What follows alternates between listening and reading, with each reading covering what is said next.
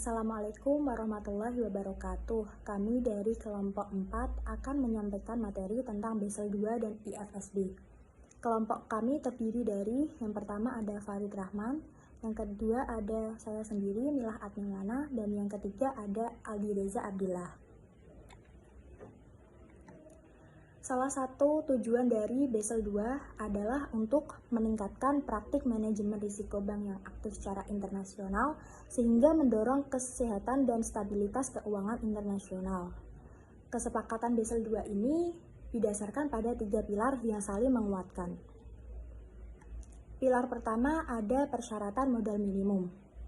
Pilar pertama dalam Basel II ini mengatur persyaratan modal.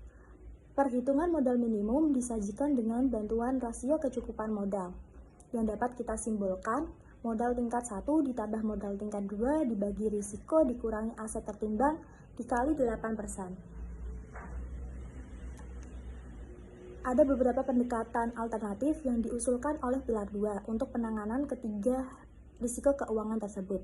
Yang pertama ada risiko kredit, yakni menggunakan pendekatan standar. Pendekatan standar ini didasarkan pada karakteristik paparan yang dapat diamati. Selanjutnya ada pendekatan berbasis peringkat internal. Ada 2 pendekatan yang ditambahkan dalam kesepakatan baru, yaitu pendekatan dasar dan IRB lanjutan. 4 input kuantitatif yang diperlukan untuk perhitungan pendekatan internal ini untuk exposure ke perusahaan, negara, dan entitas bank adalah yang pertama ada probability of default, yang mengukur kemungkinan bahwa peminjam akan default selama jangka waktu tertentu. Yang kedua adalah loss given default, yang mengukur proporsi yang akan hilang dari exposure jika terjadi default. Yang ketiga ada exposure at default, yang untuk komitmen pinjaman mengukur jumlah fasilitas yang kemungkinan akan ditarik jika terjadi default. Dan yang keempat ada maturitas, yakni mengukur sisa jatuh tempo ekonomi dari exposure. Selanjutnya ada kerangka sekuritisasi. Ada 2 pendekatan yang disediakan oleh komite untuk kerangka sekuritisasi, yaitu pendekatan dasar dan pendekatan berbasis peringkat internal. Penggunaan pendekatan berbasis peringkat internal harus mendapat persetujuan dari pengawas bank. Yang kedua ada risiko pasar, menggunakan pendekatan pengukuran standar. Pendekatan pengukuran standar berkaitan dengan risiko suku bunga, risiko posisi ekuitas, risiko nilai tukar mata uang asing, risiko komoditas. Selanjutnya ada pendekatan modal internal. Pendekatan modal internal ini harus mendapat persetujuan dari pengawas bank. Yang ketiga ada risiko operasional, menggunakan pendekatan indikator dasar yang dapat kita simbolkan biaya modal di bawah pendekatan indikator dasar sama dengan jumlah pendapatan kotor tahunan jika positif selama 3 tahun sebelumnya dikali alfa, yakni 0,15, selanjutnya dibagi dengan jumlah 3 tahun sebelumnya yang pendapatan kotornya positif. Selanjutnya ada pendekatan standar. Pendekatan standar ini lebih unggul dari pendekatan indikator dasar. Pendekatan standar, biaya modal di bawah pendekatan standar ini dapat kita simbolkan jumlah tahun pertama sampai maksimal tahun ketiga dikali pendapatan kotor tahunan pada tahun tertentu dikali presentase tetap, kemudian dibagi dengan 3. Selanjutnya ada Advanced Measurement Approach. Beberapa kriteria untuk menggunakan pendekatan ini adalah yang pertama, bank harus memiliki fungsi manajemen risiko yang independen. Yang kedua, sistem pengukuran risiko operasional internal bank harus terintegrasi erat ke dalam proses manajemen risiko sehari-hari. Yang ketiga, harus ada pelaporan berkala atas exposure dan kerugian risiko operasional pengalaman. Yang keempat, sistem manajemen risiko operasional bank harus didokumentasikan dengan baik. Yang kelima, auditor internal dan atau eksternal harus melakukan tinjauan berkala terhadap proses manajemen risiko operasional dan sistem pengukuran. Yang keenam, jika persyaratan modal peraturan minimum didasarkan pada kerugian tak terduga saja, maka bank harus menunjukkan bahwa ia telah mengukur dan memperhitungkan kerugian yang diharapkan melalui praktik bisnis internal. Yang ketujuh, ada sistem pengukuran risiko. Bank harus cukup granular untuk menangkap ekor perkiraan kerugian. Sedangkan yang terakhir, bank perlu memiliki kredibel, transparan, terdokumentasi dengan baik, dan pendekatan yang dapat diverifikasi untuk menimbang elemen-elemen fundamental, termasuk penggunaan data internal, data eksternal yang relevan, dan skenario analisis. Pilar 2 ini menjelaskan tentang tinjauan pengawasan dan menetapkannya sebagai inti dari aktivitas manajemen risiko. 4 prinsip utama tinjauan pengawasan yaitu bank harus memiliki proses untuk menilai kecukupan modal secara keseluruhan.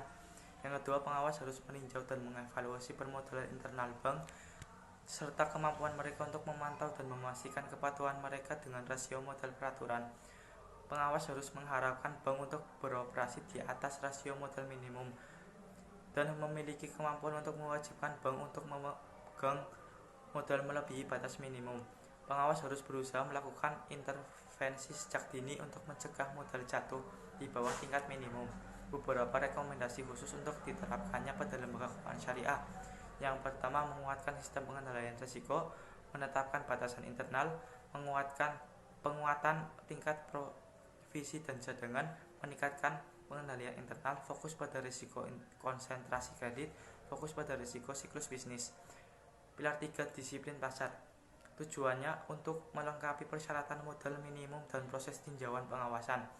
Pilar 3 ini menyediakan informasi yang lengkap terkait ukuran risiko utama kepada pelaku pasar, merupakan prinsip dasar untuk sistem perbankan yang sehat. Prinsip-prinsip IFSP manajemen risiko bertujuan untuk merumuskan infrastruktur keuangan Islam dan standar instrumen keuangan Islam. Organisasi ini menetapkan standar internasional di bidang jasa keuangan syariah yang mendorong terwujudnya dan meningkatnya tingkat kesehatan dan stabilitas industri jasa keuangan dengan mengeluarkan standar kehati-hatian yang bersifat global. Yang pertama, ada risiko kredit.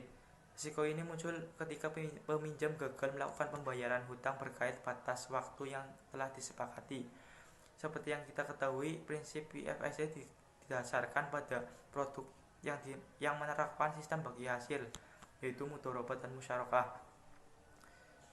IFSC menyarankan untuk menilai risiko kredit secara terpisah untuk setiap instrumen keuangan Islam. Oleh karena itu, keuangan Islam harus memastikan dua hal. Yang pertama, tingkat pengembalian yang diharapkan dari suatu kontrak sepadan dengan risiko yang timbul. Risiko kredit yang berlebihan dan konsentrasi risiko dilakukan secara efektif. Yang kedua, risiko investasi modal. Dalam hal ini, lembaga keuangan syariah menjamin bahwa strategi evaluasi yang dimiliki itu sesuai dan konsisten.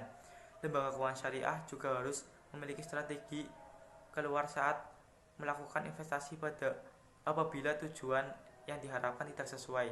Beberapa bentuk rasio interval modal antara lain, bentuk investasi modal membutuhkan penambahan monitoring untuk mengurangi informasi asimetris. Kontrak mudharabah dan musyarakah adalah kontrak pembagian untung dan rugi dan diharapkan pada kerugian modal terlepas dari pengawasan yang ada.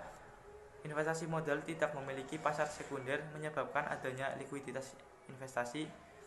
Investasi modal tidak dapat menjadi pendapat tetap. Yang ketiga, risiko pasar. Risiko ini muncul pada waktu-waktu tertentu selama masa kontrak, dan risiko ini juga terkait dengan fluktuasi nilai pasar yang kurang baik. Untuk itu, IFSC menyarankan untuk mengeluarkan metode yang sesuai syariah untuk melindungi nilai dari valuta asing, serta membangun proses manajemen risiko pasar dan sistem informasi yang baik dan komprehensif. Risiko likuiditas. Seperti yang dijelaskan sebelumnya, risiko ini adalah risiko terpenting dalam bank syariah. Dan risiko likuiditas ini tergolong risiko residual. Pemegang rekening investasi tidak terbatas lebih rentan terhadap informasi pasar mengenai tingkat pengembalian kondisi keuangan dan hukum syariah yang berkaitan dengan lembaga keuangan syariah. Oleh karena itu, lembaga keuangan Islam harus memiliki kebijakan pengelolaan likuiditas yang meliputi strategi pengelolaan likuiditas, kerangka kerja yang mengembangkan dan menetapkan proses yang baik untuk mengukur dan memantau likuiditas, memantau dan melaporkan likuiditas secara berkala, kapasitas pendanaan yang memadai, akses ke likuiditas melalui realisasi aset tetap, dan opini seperti tinjauan, seperti penjualan dan penyewaan kembali. Manajemen krisis likuiditas. FSB memberikan saran untuk membuat tangga jatuh tempo dengan rentang waktu yang tepat dengan tujuan untuk mengukur dan memantau likuiditas. Terdapat 3 jenis arus kas. Yang pertama, arus kas diketahui, arus kas bersyarat tetapi tidak diprediksi, arus kas bersyarat dan tidak terduga. Yang pertama ini menjelaskan murabahah, ijarah, dan musyarakah. Yang kedua ini menjelaskan tentang seperti salam dan istisna. Yang ketiga menjelaskan tentang seperti musyarakah. Yang kelima, resiko tingkat pendapatan. Resiko ini dikaitkan dengan penyediaan neraca secara keseluruhan, secara di mana ketidaksesuaian muncul antara aset dan saldo dari penyediaan dana. Resiko ini berasal dari posisi neraca, maka dari itu lembaga keuangan Islam harus memiliki staf yang berkompeten untuk melakukan analisis resiko yang timbul dari kegiatan neraca. Yang keenam, resiko operasional. Resiko ini didefinisikan sebagai resiko kerugian yang berasal dari ketidakcukupan atau kegagalan proses internal berkaitan dengan masyarakat dan sistem atau resiko internal. FSB menyarankan untuk membatasi perpindahan resiko antara rekening giro dan investasi. Harus ada pemberian informasi yang tepat, waktu, dan memadai kepada pemegang rekening investasi dan giro. Baik, materi selanjutnya kita akan membahas tentang penerapan prinsip manajemen risiko kredit pada bank syariah. Nah, ini adalah studi kasus pada Bank Muamalat Indonesia Cabang Malang. Nah, Bank Muamalat Indonesia Cabang Malang menerapkan prinsip-prinsip dalam memberikan pembiayaan kepada calon nasabah. Manajemen risiko kredit pada perbankan itu sangat penting karena dapat mempengaruhi proses operasional dari perbankan. Nah, pada Bank Muamalat Cabang Malang ini, mereka menerapkan prinsip manajemen risiko yang meliputi ada 4. Yang pertama adalah identifikasi risiko, pengukuran risiko, pemantauan risiko, dan juga pengendalian risiko. Nah, yang pertama ada identifikasi risiko. Dalam identifikasi risiko ada 5 prinsip yang digunakan, yaitu capital, capacity, karakter, collateral, dan juga condition of economic. Yang pertama, capital. Capital ini membahas tentang kemampuan modal dari calon nasabah. Kemampuan modal yang dimaksud adalah berapa sih income atau pendapatan calon nasabah itu dalam setiap bulannya, karena ini mempengaruhi berapa banyak yang bisa diajukan pembiayaannya kepada bank. Nah, yang selanjutnya yaitu capacity. Capacity atau kemampuan manajemen dari calon nasabah. Hal ini berkaitan dengan kemampuan nasabah membayar angsuran per bulan. Ini bisa dilihat dari historical pembiayaan yang dilakukan oleh nasabah pada bank tersebut atau bank yang lainnya. Yang ketiga yaitu adalah karakter. Nah, penilaian ini dilakukan secara hati-hati karena data yang diperoleh ini berasalkan dari data wawancara yang dilakukan oleh pihak bank kepada calon nasabah. Penilaian ini juga untuk meninjau kembali informasi dari calon nasabah apakah dia memiliki tunggakan dari bank lain atau tidak. Nah, yang keempat yaitu kolateral. Kolateral ini setiap nasabah itu harus menjaminkan asetnya saat mengajukan kredit karena ini berkaitan dengan kesungguhan dari calon nasabah sehingga bank syariah dapat percaya bahwa calon nasabah dapat mengembalikan pinjamannya. Yang kelima yaitu condition of economic. Dalam aspek ini hal yang diperhatikan adalah prospek usaha yang akan dijalankan oleh calon nasabah serta menghubungkannya dengan kondisi pasar dan juga kebijakan pemerintah pada saat itu. Apakah selaras atau tidak? Karena apabila tidak selaras itu tentu bertentangan dengan prospek usahanya yang mengakibatkan bisa jadi prospek usaha dari calon nasabah itu terganggu ke depannya. Nah, selanjutnya yang kedua itu pengukuran risiko. Nah, pengukuran risiko yang dilakukan oleh Bank Muamalat ini ada 2 cara. Yang pertama adalah model scoring dan yang kedua adalah rating model. Tapi untuk segmen retail atau mikro, dia itu menggunakan model scoring. Yang ketiga, pemantauan risiko. Nah, setelah pihak bank menetapkan calon nasabahnya bahwa dia boleh mengajukan pembiayaan, maka akan ada pemantauan yang dilakukan oleh pihak bank, baik itu secara langsung maupun tidak langsung.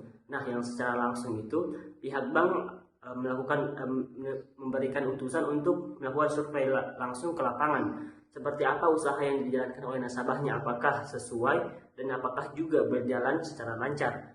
Nah, sedangkan pemantauan secara tidak langsung yaitu dengan melihat bagaimana pembayaran yang dilakukan oleh pembayaran angsuran yang dilakukan oleh nasabahnya, apakah lancar atau tidak. Nah, yang terakhir yaitu pengendalian resiko. Pengendalian ini dilakukan pada saat nasabah mengalami pembayaran yang bermasalah. Pada saat pemantauan potensi pembayaran bermasalah ini dilihat dari terlambatnya nasabah melakukan pembayaran angsuran atau tidak. Nah, ketika terjadi pembayaran bermasalah, maka pihak bank akan melakukan analisa, kemudian memberikan treatment kepada nasabahnya. Nah, treatment ini akan ada dua kemungkinan terjadi. Apakah treatment itu berhasil apa tidak? Nah, apabila berhasil, maka risiko dari pembayaran bermasalah dapat dikurangi dan kegiatan pemantauan dapat kembali dilaksanakan, yaitu kembali ke pengendalian yang ketiga tadi.